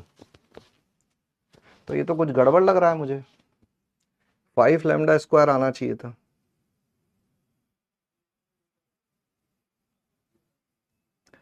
ये हो गया अपना 2 लैम्डा लैम्डा स्क्वायर, 0 के साथ तो सब 0 हो जाएगा, 1 माइनस 2 गुणा 2 लैम्डा, तो 1 माइनस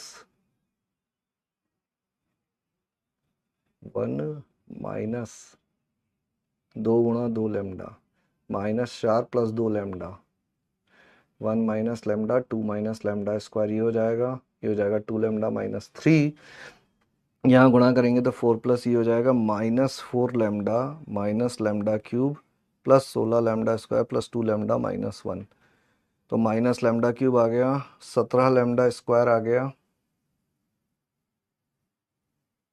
क्या यही आ रही है क्या? कैसे सिद्ध कर दिया तुमने? क्या अभिलाक्षणिक समीकरण यही आ रही है? क्या अभिलाक्षणिक समीकरण यही आ रही है? एक बार फटाफट से बताओ, पहले जो बोल रहे हैं उसका, इधर उधर की बातें मत करो। 1 होगा sir, wrong, 16 misprint, 4l square होगा,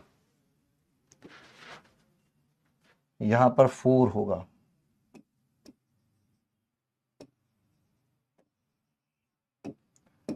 फोर 4 5, यहां पे भी 5 हो जाएगा।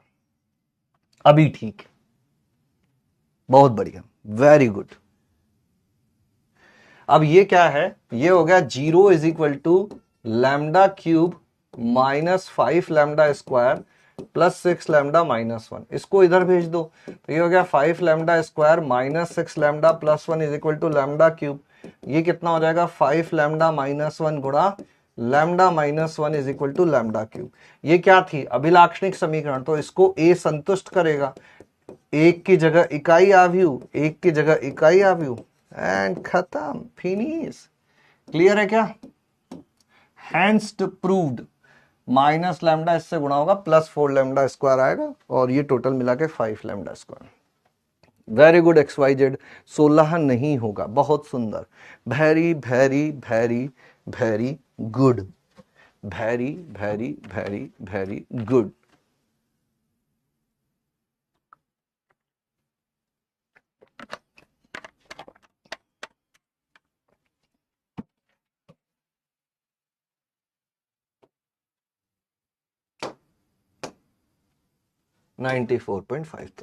तो अभिलाक्षणिक समीकरण का महत्व तुम लोग समझ गए होंगे, कहां कहां कैसे कैसे इसका यूज होता है। और ट्रेस देख लो, इसका ट्रेस कितना आ रहा है? 2 प्लस 2 प्लस 1 5, तो इसमें मूलों का योग 5 आ रहा है कि नहीं आ रहा है? आ रहा है। और इसका सारणिक निकालोगे तो माइनस प्लस माइनस, सारणिक का मान इसका 1 आने वाला है, सारणिक का मान इसका 1 आने वाला है। ठीक है, अब अपन आगे बढ़ते हैं और इस चैप्टर के आखिरी टॉपिक पर चलते हैं, कुछ विशेष प्रकार के आव्यूह। कोई भी लिखेगा नहीं, ध्यान से सुनेगा। कॉपी को बंद कर दो, साइड में रख दो, छोटी छोटी सी 3-4 बातें हैं, उसको सीख गए तो लगभग हम लोग इस चैप्टर को समाप्ति की ओर ले जाएंगे। ठीक है, तो एक क्वेश्चन की फॉर्म में मैंने इनको लिख दिया है ताकि हम लोग सवाल करते करते चीजें सीख जाएं, सवाल करते करते चीजें सीख जाएं, है ना। ऐसे कॉम्प्रिहेंशन आते हैं, पैराग्राफ, अनुच्छेद जिसे कहते हैं हम लोग। कुछ विशेष प्रकार की आव्यूह है, कुछ विशेष प्रकार की आव्यूह है। किस प्रकार की आव्यूह है?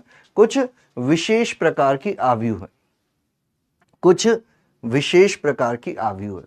इसमें सबसे पहली आव्यूह, क्या मेरी आवाज तुम लोगों को पहुंच रही है? क्या मेरी आवाज तुम लोगों को पहुंच रही है? बोलो,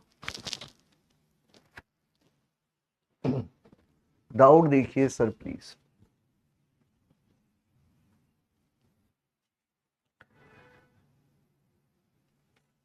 सर लैम्डा ए कैसे हो गया? इसको यही अभी वो क्लास में अभी अभी आए हैं और एकदम से पूछने लग गए। बेटा वो अभिलाक्षणिक समीकरण है। अभिलाक्षणिक समीकरण वही तो होती है जो लैम्डा की जगह ए को रिप्लेस किया जाता है। अरे बाबा क्या धूम। एनीवेज चलो हम लोग वापस से लौटते हैं अपने पढ़ाई की तरफ। 4 5 विशेष प्रकार की आव्यूह होती है। सबसे पहली आव्यूह होती है शून्यम भावी आव्यूह, निलपोटेंट मैट्रिक्स। ये क्या होती है? यदि कोई वर्ग आव्यूह ए इस प्रकार है कि ए का वर्ग करने पर 0 आ जाए तो आव्यूह ए को शून्यम भावी आव्यूह क्रम 2 कहते हैं। एक वर्ग आव्यूह पी क्रम के शून्यम भावी आव्यूह कहलाता है यदि पी सबसे कम धन पूर्णांक इस प्रकार है कि ए की घात पी 0। ओहो हो सर, हम तो भटक गए। मत भटको, सिंपल भाषा सिखाता हूं। देखो, मान लीजिए आपने किसी आव्यूह का वर्ग किया और 0 आ गया, तो अपन ए को क्या कहेंगे? शून्यम भावी आव्यूह है। और ये कौन से क्रम के शून्यम भावी आव्यूह है? क्रम 2 की। क्यों? क्योंकि ए स्क्वायर पर ही 0 आ गया। पर मान लो एक आव्यूह ऐसा था कि ए स्क्वायर पे 0 नहीं आया, ए क्यूब पे 0 आया। सबसे छोटा धनात्मक पूर्णांक जिसको घात पर रखने पर आव्यूह 0 बन जाए, ये भी क्या हो जाएगा? शून्यम भावी। और इसका क्रम क्या कहलाएगा? 3। अगर ए की घात 4 करने पर 0 आया, सबसे छोटा एक वर्ग आव्यूह पी क्रम के शून्यम भावी आव्यूह कहलाती है यदि पी सबसे कम धनात्मक पूर्णांक इस प्रकार है कि ए की घात पी 0 हो जाता है, यानी कि क्रम 4 सबसे छोटा। क्या ये बात क्लियर है? शून्यम भावी आव्यूह समझ में आ गई? बात समझ में आ गई। अगर स्क्वायर करने पे 0 आ गया, 2 क्रम की शून्यम भावी। 3 क्यूब करने पे 0 आ गया, 3 क्रम की शून्यम भावी। 4 घात करने पे 0 आ गया, 4 क्रम की शून्यम भावी। छोटी छोटी सी बातें। कैसी बातें हैं? छोटी छोटी सी बातें। क्लियर? बोलो फटाफट।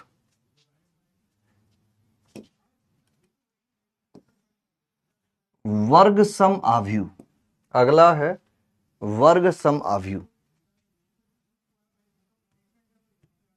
93%, वेरी गुड। वर्ग सम आव्यूह, एक वर्ग आव्यूह ए को वर्ग सम कहा जाता है यदि ए का वर्ग वही आ जाए, स्क्वायर करने पर वही आ जाए। ऐसा आव्यूह ढूंढ के लाओ कि जिसका स्क्वायर करने पर वही आ जाए। अगर एक आव्यूह का वर्ग करने पर वही चीज वापस आ जाए तो उसे हम लोग वर्ग सम आव्यूह कहते हैं। जैसे शून्यम भावी था, स्क्वायर करने पे 0 आ जाए, शून्यम भावी। अब स्क्वायर करने पे 0 आया 2 क्रम का, क्यूब करने पे 0 आया 3 क्रम का, घात 4 करने पे 0 आया 4 क्रम का। लेकिन वर्ग सम में ऐसा नहीं है। अगर तुमने स्क्वायर किया और स्क्वायर करने पे वही चीज आ गई, वर्ग करने पर समान चीज आ जाए, उसे वर्ग सम आव्यूह कहते हैं। वर्ग करने पर समान चीज आ जाए, वर्ग सम आव्यूह कहते हैं। नेक्स्ट, अंतरवलनीय आव्यूह, इन्वोल्यूटरी मैट्रिक्स। ये क्या होती है कि एक वर्ग आव्यूह को अंतरवलनीय कहा जाता है यदि ए स्क्वायर आई आ जाए। एक आव्यूह तुमने ढूंढा, उसका वर्ग किया और इकाई आव्यूह आ गया। अगर वर्ग करने पर इकाई आव्यूह आ जाए, अंतरवलनीय आव्यूह हो जाएगा। और आखिरी चीज है लांबिक आव्यूह। एक वर्ग आव्यूह ए को लांबिक आव्यूह कहा जाता है यदि इसको इसके परिवर्त के साथ गुणा करने पर इकाई आव्यूह आ जाए, या सिंपल भाषा में कहें तो ऐसा हो जाए। समझ गए? चारों सिंपल विशेष प्रकार के आव्यूहों को समझ गए क्या? इंपॉर्टेंट फॉर जेई और नॉट इंपॉर्टेंट? उसी हिसाब से पढ़ते हो क्या तुम? अभी से इंपॉर्टेंट टॉपिक, चैप्टर, सिलेबस चालू हुआ है। इंपॉर्टेंट कौन सा है? सब इंपॉर्टेंट है भाई। अभी सब इंपॉर्टेंट है। जब तक मैं कहूं नहीं कि यह इंपॉर्टेंट नहीं है, तब तक सब इंपॉर्टेंट है। छोटी छोटी मगर मोटी बातें। 96.17 ठीक है, अब चलो इन पर आधारित कुछ सवाल करते हैं। जैसे ये वाला करो,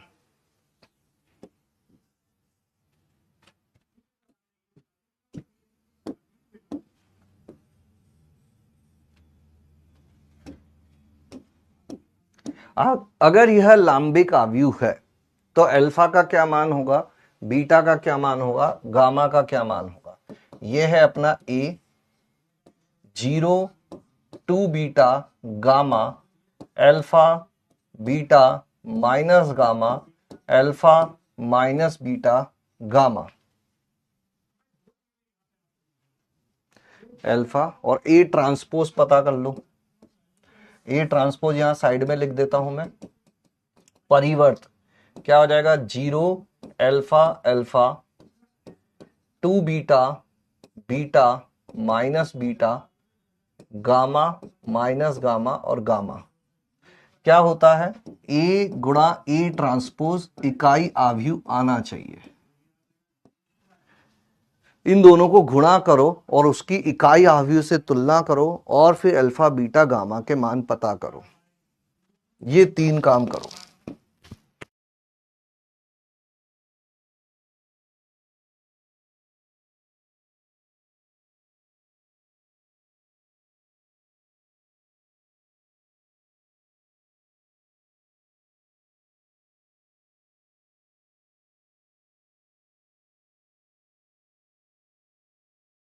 कर रहे हो,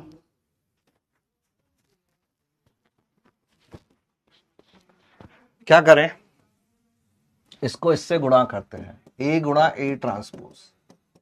क्या आएगा, थोड़ा बड़ा सा व्यंजक आएगा पर ध्यान से करना है ना। 0 0 हो गया, 2 beta square plus gamma square, ऐसा हो जाएगा क्या, ठीक है। ये इससे गुणा होगा 0 2 beta square minus gamma square, और तीसरा हो जाएगा 0 minus 2 beta square plus gamma square. एक और दूसरी पंक्ति को पहले स्तंभ से गुणा करें तो 0 हो जाएगा, फिर 2 beta square minus gamma square. दूसरी पंक्ति दूसरे स्तंभ से गुणा होगी तो आएगा alpha square plus beta square plus gamma square. दूसरी पंक्ति तीसरे से गुणा होगी तो alpha square plus beta square plus gamma square, alpha square plus beta square alpha square plus beta square minus gamma square. Last वाले को गुणा कर दें तो 0 हो जाएगा minus 2 beta square plus gamma square. ये हो जाएगा alpha square minus beta square minus gamma square, है ना। ये जो किया था मैंने दूसरा, इससे अल्फा स्क्वायर यहां माइनस आएगा, alpha square minus beta square minus gamma square, और लास्ट वाला हो जाएगा अपना alpha square plus beta square plus gamma square. अब इसकी तुलना कर दें अपन इकाई आव्यूह से, इसकी तुलना कर दो इकाई आव्यूह से। 1 0 0 0 1 0 0 0 1।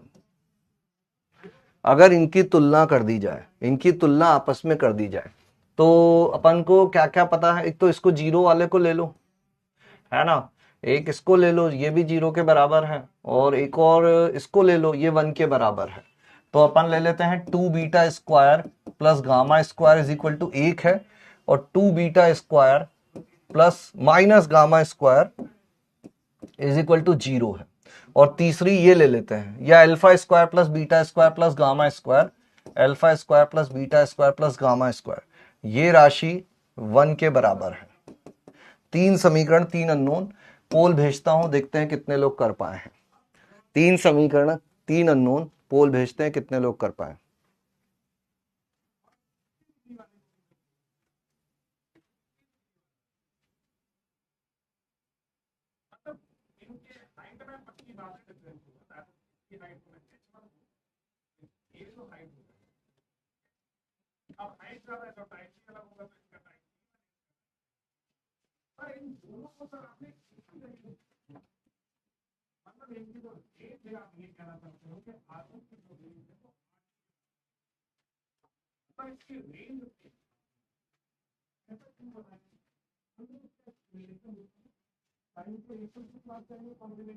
And the correct answer is D. कितने लोगों को बताओ?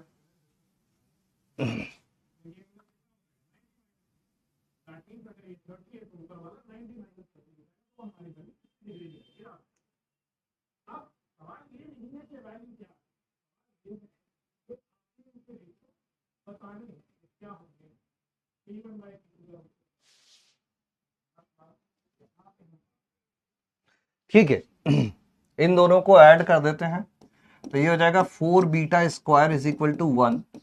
यहां से beta square is equal to हो जाएगा 1/4, यानी बीटा का मान हो जाएगा ±1/2। ये तो गड़बड़ है।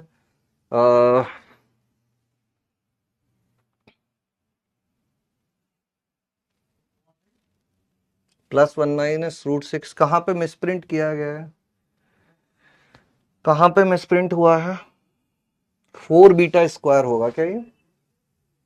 ये 4 होगा, ये 4 होगा और ये 2 होगा, ये 4 होगा, तो ये 6 हो जाएगा। 6 beta square is equal to 1, beta square is equal to 1/6, beta is equal to ±1/√6। ठीक है, हाँ ठीक है। और यहां से gamma square is equal to कितना हो जाएगा? 2 बीटा स्क्वायर। तो gamma square is equal to कितना हो जाएगा? 2 बीटा स्क्वायर यानी कि 2/6, gamma square is equal to 1/3, तो गामा हो जाएगा ±1/√3। और अल्फा स्क्वायर है plus beta square 1/6 plus gamma square 1/3,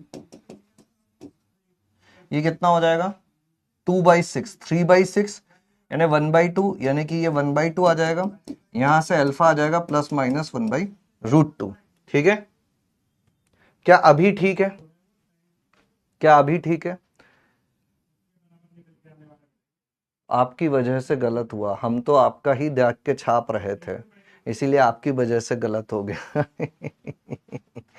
चलो ठीक है, अब यहां पर भी मैं एक काम करता हूं, ये वाला एक होमवर्क देता हूं तुमको और ये वाला एक होमवर्क देता हूं। 2 सवाल होमवर्क देते हैं तुमको और अपन आ जाते हैं इस पे QOTD पर। ठीक है, हाँ अभी ये कितने लोग करके आए हैं? क्वेश्चन ऑफ द डे कितने लोग करके आए हैं? क्वेश्चन ऑफ द डे कितने लोग करके आए हैं?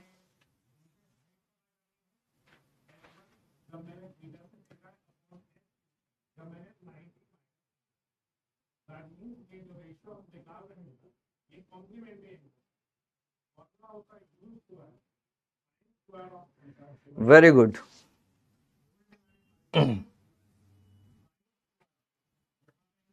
किया था पर नहीं हुआ। 62% लोग इसको करके आए हैं।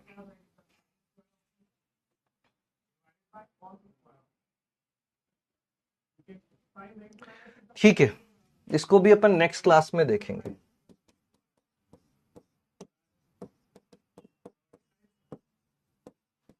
ये वाला भी और ये आज का QOTD है, दोनों को ट्राई करना, नेक्स्ट क्लास में देखेंगे।